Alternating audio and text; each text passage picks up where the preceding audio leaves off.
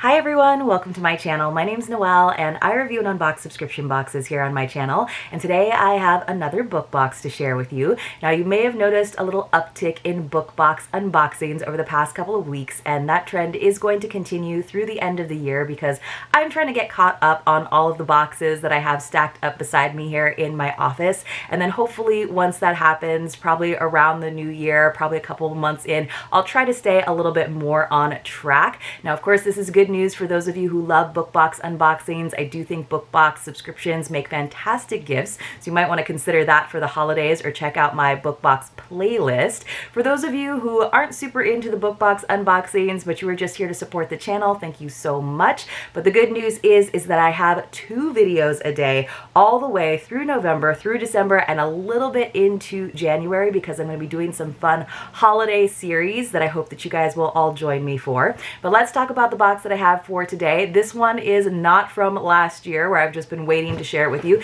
This is actually pretty on time. It is the Once Upon a Book Club limited edition Halloween box, and this is the spooky edition because they did a sweet and a spooky. Now one year I did the sweet one. It was very cute. It was like a little romance mystery, but I really do love my thrillers and my true crime, so I thought this one sounded really good. Now this one was just a little bit more than the regular monthly box, and with the monthly box they do have adult and young adult options. This was $59.99. The regular monthly box is $49.99. Now if you're ever interested in shopping over at Once Upon a Book Club, you can save 10% using my code, which is simply Noelle10. I will definitely leave that and a link for you in the description box below. This was not sent to me for a review. Like I said, I just think it's really fun when they do these limited editions because it's fun to have like a holiday read. I think they do them for Christmas as well. I'll probably be sharing another Advent box with you. They do sometimes fun limited editions. For example, they have 2 Bridgerton boxes where you can get all of the books. I think that will be really fun to share with you too.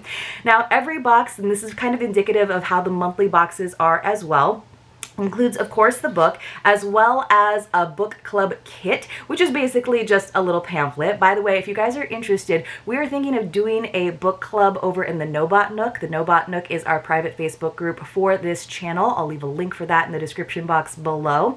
And so inside of these, they often have, it's kind of cute, they have a little conversation with the authors, so a nice little interview. They have discussion questions and read-along dates to go along with the gifts, because that is the whole cool part about Once Upon a Book Club, is the concept. So as you read along, you'll come to pages that have a little sticky note, and then you open the corresponding gift, and the whole idea is to bring the pages to life. Sometimes it's like a very literal interpretation, sometimes they do a little bit of a more creative one, so it's something you can use a little bit more in your life. Sometimes they're gifts that I don't feel like really add anything because I can't use it. It doesn't have like a function in my real life, but again, it does make it fun, kind of inspires you to read a little bit more, and it does make it kind of a cool gift to consider. On the back, they often have something that goes along with the book, like a puzzle or a recipe. This time around, it is the top 10 haunted houses in America, which I thought was totally appropriate for this book.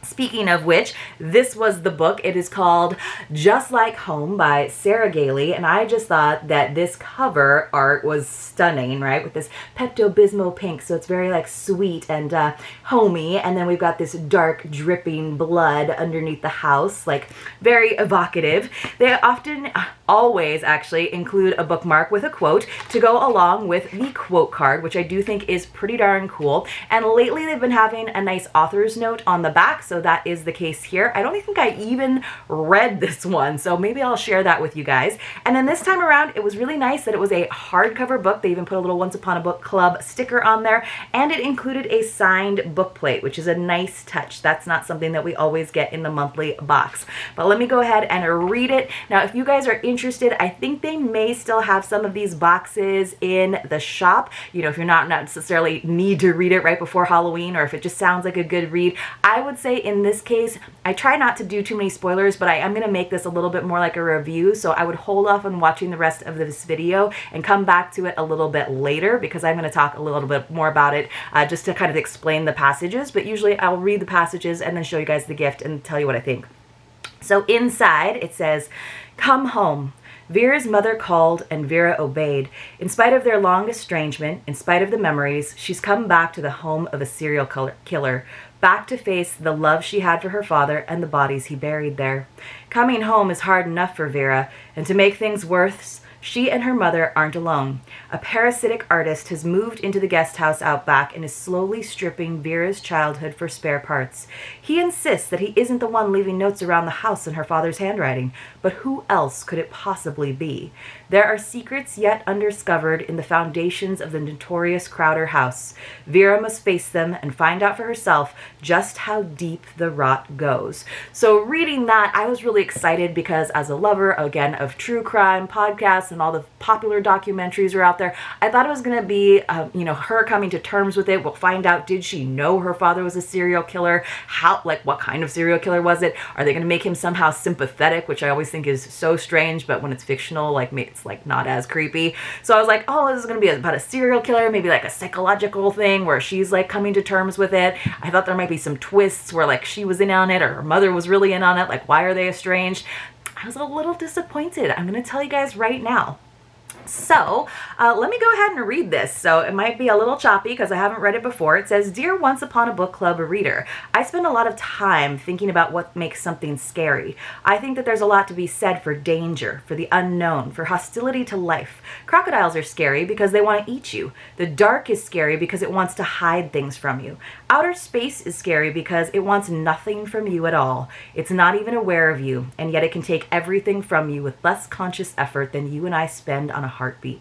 But the scariest thing, I think, is not a thing, but a place. That place isn't really a place so much as a relationship. The scariest thing is the space under your bed. That is a place you can't see without coming within kissing distance of it. It's a place that is the home to your most intimate, personal, vulnerable moments.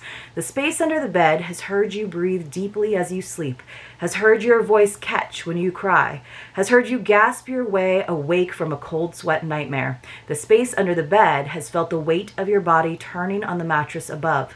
The space under the bed knows when you're asleep, when you're awake, when you're dreaming, when you're blushing. The space under the bed knows you in ways you don't even know yourself. In writing Just Like Home, I wanted to explore the space under the bed. I also wanted to explore the monsters we love, the ones we recognize, the ones we embrace, the ones we trust, and the ones we don't. As you read this book, I hope that you'll feel just how frightening it can be to have to choose, when the time comes, which monster to turn to. And perhaps after you finish the book, as you lie in your bed at night, as you're closing your eyes and slowing your breathing and letting your limbs grow heavy, perhaps you'll pause on the cusp of sleep. Perhaps you'll hold your breath for a moment, making yourself as quiet as you possibly can. Perhaps you'll find yourself listening for the sound of a monster in your house. Perhaps you'll find yourself wondering if they're listening for you too. Cheers, Sarah Gailey. Okay, well I should have read that because I like the thought that went into it. All right, you guys, so inside, and again, I had actually obviously read the book and opened the gifts as they came along. Now, one of the things about Once Upon a Book Club, they are so good about beautiful packaging, sometimes to a fault. Sometimes I wish that it didn't have the page number printed on it, and I wish that it was a sticker instead. But I do think that it is a really nice touch, and that is something that not a lot of boxes do. So we did get 4 gifts. I will say they were not as evenly spaced out as I like. They were mostly like to the beginning of the book, in the first half, and it was hard because I did find this book a little bit slow. That was told in 2 time periods, and it just didn't work for me. It dragged a little in the beginning. Towards the end, I was like, okay, here we go, and I was really ready to hear about her dad and how he was a serial killer, and even that it took like half the book to get to that part, and then it really wasn't a major part of it. So it's really not the story of a serial killer. I will tell you that much. But let's go ahead and start with the first gift, which was on page 26. So she has gone back again, and she is staying in her childhood room. Her mom's gotten her a new mattress, but she still notices that the bed creaks, and so she's gone and found a set of screwdrivers. Says she carried 2 screwdrivers in one hand, a flathead and a Phillips head, since she couldn't remember what the screws on her bed looked like. So she has the screwdrivers, and then she's coming back, and she's kind of exploring the house and seeing what's different and what's new. Says she bumped the light switch with the fist that held the screwdrivers, and the overhead fixture blazed to life. Her eyes had already adjusted to the darkness of the entryway. The switch dazzled her for a moment, made her blink, left a shifting shadow across her vision. She blinked again, the shadow stayed. It was next to her bed, a bunched up thing, something like a man crouching to pick up a penny or tie his shoe. It was a blur in the center of her field of vision, something floating on the surface of her eye, a fingerprint on her retina. It was not there, couldn't be there, but she couldn't see through it or around it either. Vera pressed the bed sheets to her chest and blinked again, harder this time. While her eyes were shut tight, the fingers of her right hand twitched around the screwdrivers. Her hand was full, so she couldn't snap once, let alone 4 times, but her dust-smeared thumb and middle finger tried futilely to move towards each other anyway. So here is the sticky note. Sorry, I didn't show that to you guys ahead. So she does have this like nervous tick where she snaps her fingers 4 times, and that seems to like quell the fear. And so that's where I kind of thought maybe really this is all like, you know, she's telling it, but she's the serial killer. And I was like, by the end, I was like really hoping for a twist. And like when we finally got the twist and I was like, that's the monster, I was like, please tell me there's another twist and it's actually her. But it wasn't.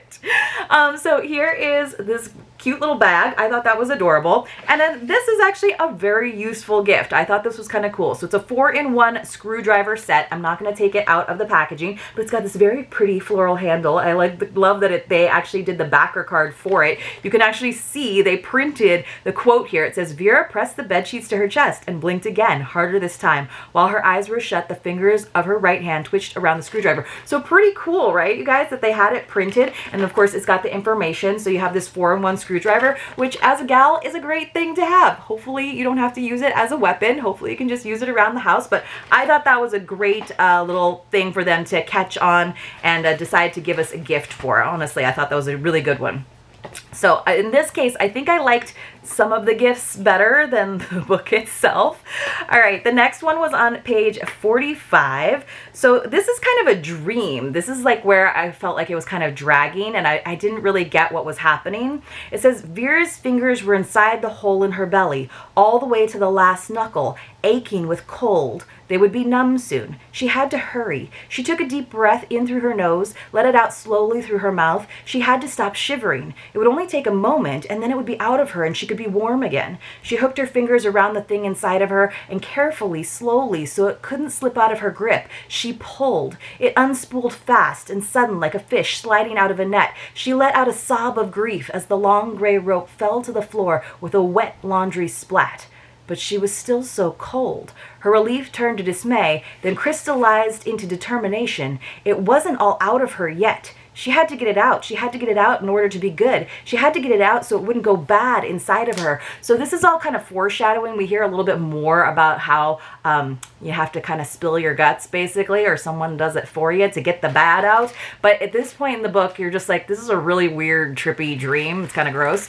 So we had a very simple little mailer bag for this one.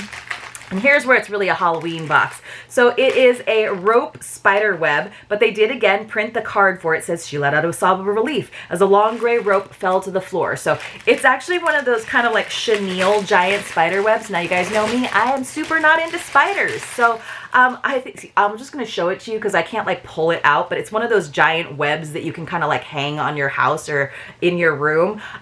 I think it was really cool, except this seems like something that doesn't really work because if you're saving this to read on Halloween night to give yourself the shivers, then it's too late for you to use Halloween decorations. So it's a hanging spiderweb decoration. I think that's really cool. It is like creepy crawly the way it's like so soft. It's like tarantula legs, you guys. It's kind of giving me the heebie-jeebies as it is. But just like the fact that it's a Halloween box, but if I wait until after Halloween or like really close to Halloween, I won't have a chance to like use it. So I am going to be giving this away in a very last minute spooky Halloween giveaway that we're doing over in the No-Bot Nook. But that was one of my thoughts with this book box is when they do the holidays, like they need to have things that if it's a decoration of some sort that you can actually use in the days leading up to it. And that is the case with the next gift as well that came on page 67 with all these bloody handprints, which I thought was pretty cool. Something small and white looked back at her. A cocoon, she thought at first. Then as she looked a little closer, she realized that no, it wasn't a cocoon at all. It was a piece of paper rolled up into a tight tube. She held the thermos over the countertop and shook it hard from side to side until the little cylinder of paper stopped catching on the inside of the lip. It fell out and rolled nearly to the edge of the counter where Vera caught it in her palm. It was the size and length of a cigarette. Really, Vera thought, she should have mistaken it for a cigarette at first, except that as far as she knew, her father had never smoked. So, here it is. It's not a cigarette. It is, in fact, a thermos, which is actually a very nice gift. So it came in some bubble wrap. It's a Halloween thermos. But it's a really pretty color. It's kind of nice, right? It's got this kind of seafoam green. But again, this is something that I would want to use for the whole month of October leading up to it, not necessarily now that I'm opening it, you know, October 20 something. So the only thing with this, you guys, is I don't like creepy crawlies, and that, just because it's plain black, looks like real enough that it kind of probably freak me out if I reached for it really quickly and just caught that out of the corner of my eye. I like cute Halloween, like cute little like ghosties and stuff. So I kind of wish that they had given us a thermos, but one that wasn't Halloween, so that we could use it. Like maybe something that was just a little more fall or a little more simple, because obviously it's not like she had a Halloween thermos that she was using. But they did do the fun of, and this is where I like a paper gift, where it does really bring the novel to life. They did include the piece of paper. Now, it wasn't rolled up like a cigarette, but they did actually include the piece of paper. This isn't how I imagined his handwriting, but I love it. It's supposed to be ripped from the pages of her dad's journal. Vera is growing up so creative and so smart. She is still just a kid, but I've never liked anyone so much as I like her. She is good at math and at science, but not so hot on reading. Just like me. I know that she will stay good, so long as I remember to keep bad things away from her. Daphne doesn't agree with me, but we don't have to argue about it. I hope Vera knows how much I love her, and that I'll always... And it's supposed to be like torn off there, but they just kind of stopped it on the page there, which is fine. All right. So we only have one more gift, you guys, in this like 300 and something page book, and it comes at page 190. So like there was a lot of pages where I didn't really have a gift to look forward to. So she's kind of figuring things out at this point. We have had more flashbacks, so we realize what her dad was doing. It says, she tightened her grip on it, and the pull of the fabric grew stronger. The pull was coming from the side of the bed. Stitches snapped beneath her palm. She's sitting in her bed. She's like having a fight with her bed. Pop, pop, pop. Vera's hands reflexively flew open at the sensation, and the quilt was dragged off her, vanishing over the edge of the mattress. She listened to the hush of fabric against floorboard as it slithered beneath the bed. She grabbed at the top sheet, her entire body rigid with her terror, her eyes opened so wide that they ached. She stayed like that, waiting for a tug on the sheet that would start gentle and get stronger and stronger until it was irresistible, waiting to find out if that brush of warmth would find her skin again, waiting for a voice to tell her that everything was going to be okay.